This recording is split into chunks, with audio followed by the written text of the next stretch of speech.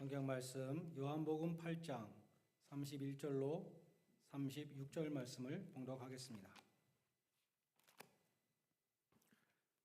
요한복음 8장 31절로 36절 말씀입니다.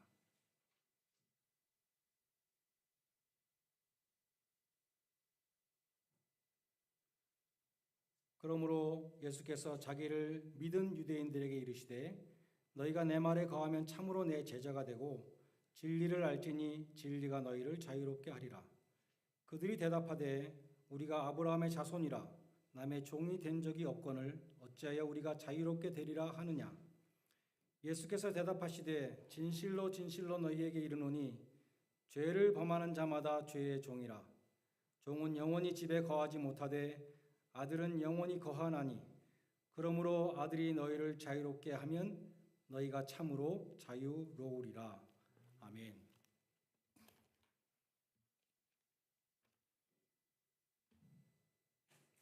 진리가 너희를 자유롭게 하리라. 여러분에게 진리가 뭐냐 이렇게 물어보시면 어떻게 대답을 하시겠습니까? 요한복음 18장 37절에 보면 빌라도의 법정에 서신 예수님이 무릇 진리에 속한 자는 내 소리를 듣느니라 이렇게 말씀하시니까 빌라도가 어리둥절해서 진리가 무엇이냐라고 묻는 장면이 나옵니다. 진리가 무엇이냐 더 어려운데 진리가 너희를 자유케 한다는 것은 더 어려운 말씀입니다. 많은 사람들은 지식이 자유를 준다라고 생각합니다. 그런 해석도 틀린 것은 아니지요. 예를 들어서 영어를 열심히 공부해서 우리가 영어를 유창하게 잘 하게 되면 이 미국에서 살 때에 영어를 잘 못하는 사람보다 훨씬 더 자유롭게 살 수 있습니다. 그처럼 지식은 나에게 보다 많은 자유를 줍니다. 그러나 예수님이 말씀하시는 진리는 그러한 세상 지식이 아니라 영적인 진리를 가리키는 것이 분명합니다. 영적인 진리가 너희를 자유케 하리라. 그렇게만 해도 좀 의미가 더 선명해지는 것 같습니다. 36절에 보면 아들이 너희를 자유케 한다는 말씀이 또 있습니다. 진리가 너희를 자유케 한다. 병행되죠. 아들이 너희를 자유케 한다. 예수님 자신이 나는 곧 길이요 진리요 생명이다 라고 말씀하셨죠. 그래서 수학적으로 간단히 말하면 진리 이퀄 아들이 돼서 진리가 너희를 자유케 한다는 것은 아들이 너희를 자유케 한다는 것과 마찬가지 말씀인데 좀 더 살을 붙이면 예수 그리스도의 복음이 너희를 자유케 할 것이다 라는 말씀입니다. 그러면 자유라는 것은 또 무엇입니까? 제가 미국에 처음 와서 뉴햄프셔 주의 차 번호판을 보고 굉장히 인상적이었어요. 거기 써 있기를 Live free or die 이렇게 써 있었습니다. 자유롭게 살지 못할 바에는 차라리 죽겠다. 뉴햄프셔 주민들의 비장한 결단을 볼 수 있었어요. 뉴욕항에 가면은 자유의 여신상이 있죠. 전 세계에서 미국에 오는 사람들, 이민자들을 맞아 주었던 그 자유의 여신상에 이렇게 써 있다고 합니다. 피곤하고 불쌍하고 허덕이는 무리들, 자유롭게 숨쉬기를 갈망하는 무리를 나에게 달라. 1941년 1월 6일에 미국의 프랭클린 루즈벨트 대통령은 4가지 자유를 말했다고 합니다. 언론과 표현의 자유, 종교의 자유, 궁핍으로부터의 자유, 공포로부터의 자유. 이렇게 보면 미국 문화에서 자유란 불의한 압제로부터의 자유라고 할 수 있습니다. 그러나 성경이 말씀하는 자유는 그런 세상적인 자유가 아니라 영적인 자유를 가리키는 것이 분명합니다. 그리고 우리를 압제하는 그 영적인 폭군의 이름이 34절에 나옵니다. 그 폭군의 이름은 죄입니다. 죄를 범하는 자마다 죄의 종이라고 말씀합니다. 죄를 범하는 자는 죄가 시키는 대로 하는 죄의 노예입니다. 그처럼 죄의 종노릇하는 죄인들을 하나님의 아들이 자유롭게 해주셨다는 것이 복음입니다. 죄로부터 해방되는 것이 영적인 자유입니다.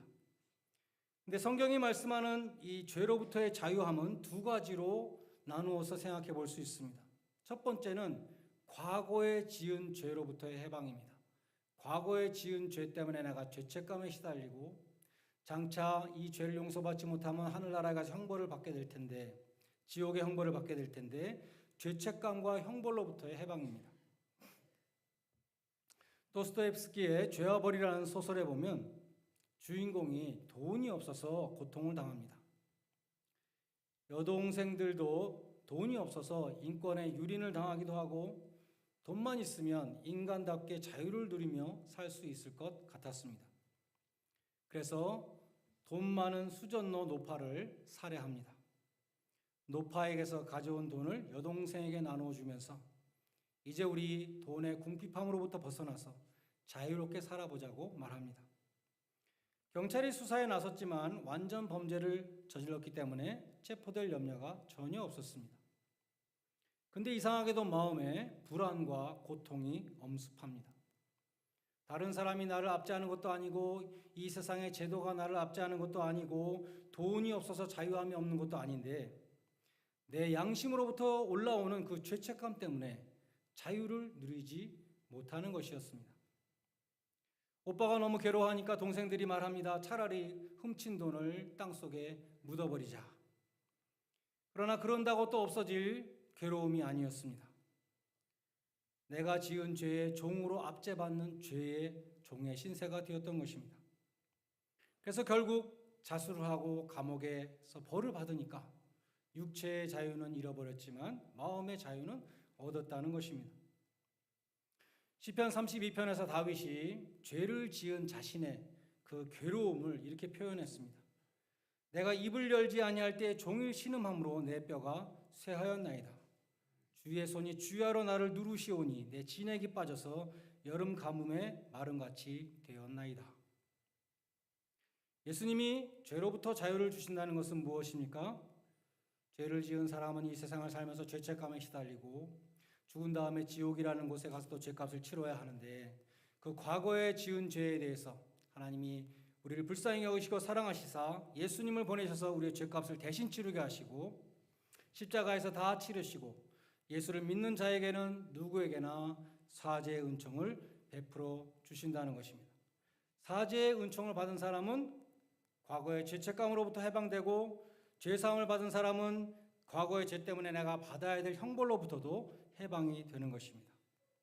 예수를 믿는 자들은 하나님이 의롭다고 칭해 주시기 때문에 더 이상 죄인이 아니라 의인의 신분을 얻는 것입니다.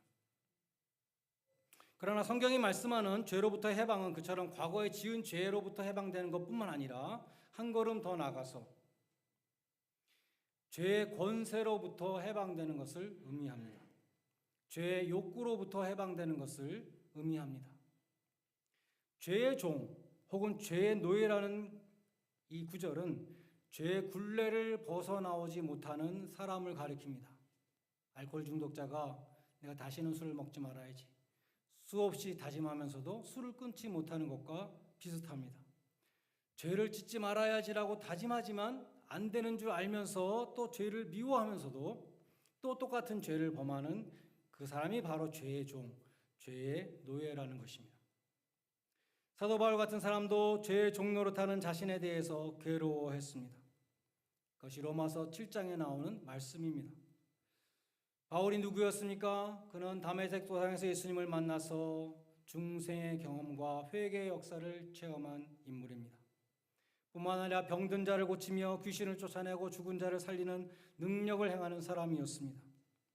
이런 사도 바울쯤 되면 죄의 문제로 더 이상 고민하지 않을 것 같은데 죄의 유혹을 다 물리칠 수 있을 것 같은데 내 자신이 마음으로는 하나님의 법을 육신으로는 죄의 법을 섬기노라는 충격적인 고백을 하는 것입니다.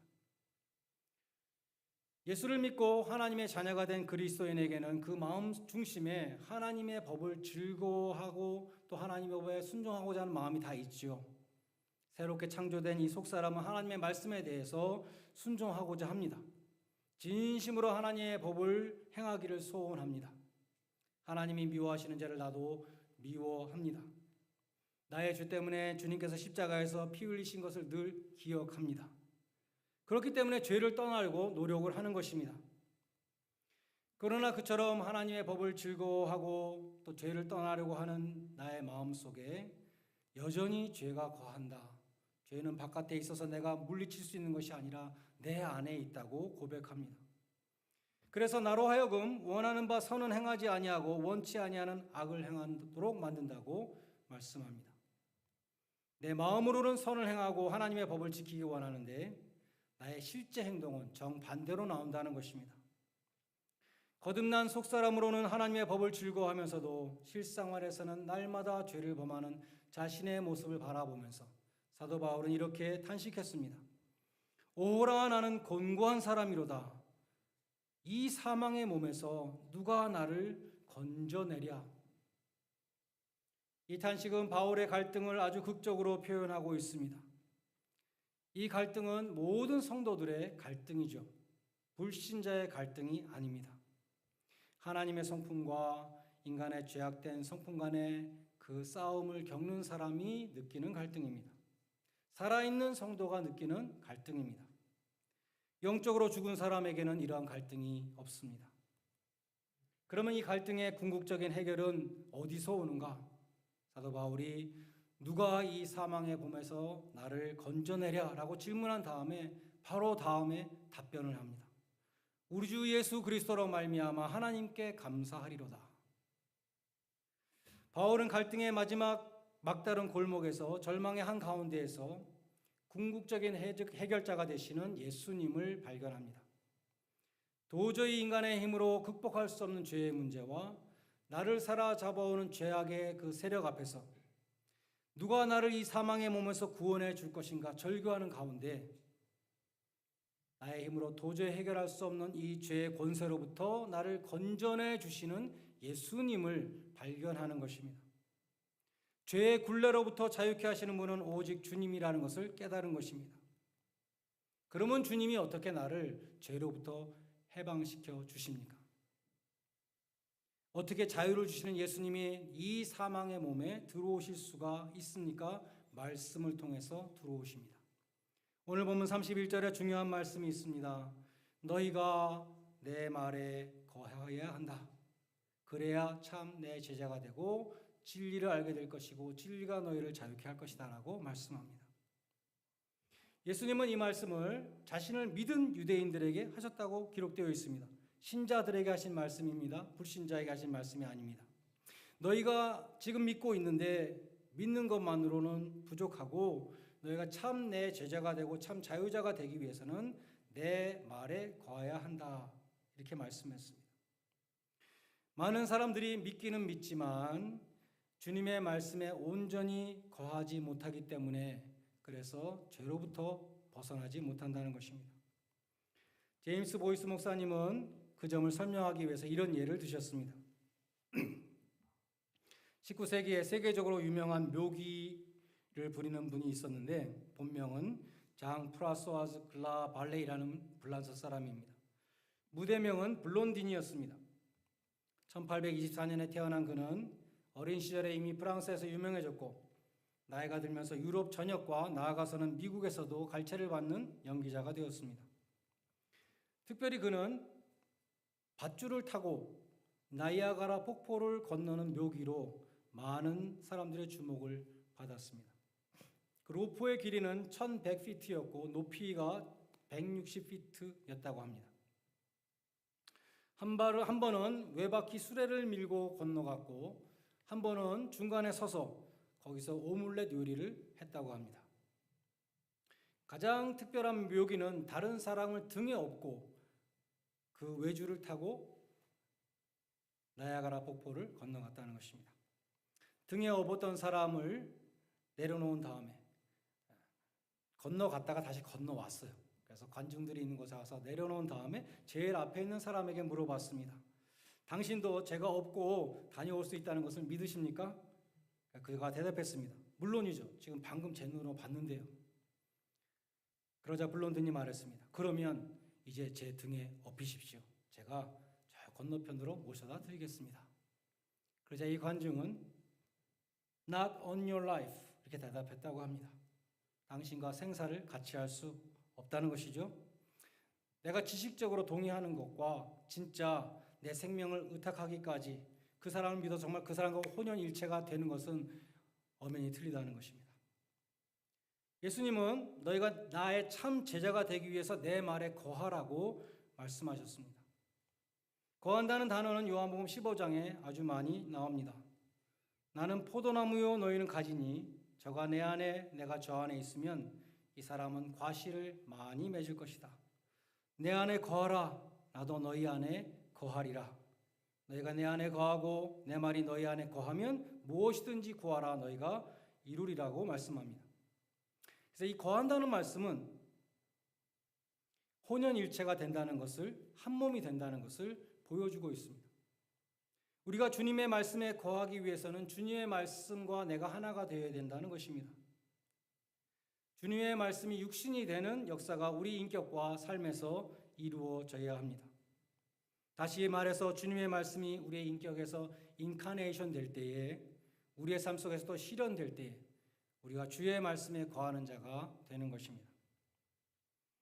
우리는 주님께서 성육신 하셨을 때에 성령님이 역사하셨다는 것을 꼭 기억해야 합니다. 말씀이 육신이 되어 예수님께서 오셨을 때에 성령으로 잉태되었다라고 성경은 말씀합니다. 주님의 말씀이 우리의 인격과 삶 속에서 성육신 될 때에도 마찬가지로 성령님께서 역사해 주셔야 합니다. 성령님께서 역사하지 않으시면 성경 말씀은 죽은 문자에 지나지 아니하며 잠안 오는 사람에게 불면증의 특효약이 될 뿐입니다. 그러나 성령이 역사하실 때에 살아 움직이는 하나님의 말씀으로 우리의 인격과 삶을 변화시키는 것입니다. 요한복음 15장 26절에 보면 진리의 성령이 오실 때에 그가 나를 증거하실 것이라 예수님이 말씀했습니다. 성령님은 성경에 나타나 있는 예수님을 증거해 주십니다. 진리의 성령이 되심으로 구원의 진리를 말씀해 주십니다. 말씀이 육신이 되시도록 역사하십니다. 죄의 권세를 이기도록 힘을 주십니다. 결론적으로 성경이 말씀하는 자유는 죄를 마음대로 지을 수 있는 자유가 결코 아닙니다. 스펄전 목사님은 그러한 반율법주의에 대해서 이렇게 설교하셨습니다. 반율법주의자들이 말하는 자유가 있습니다.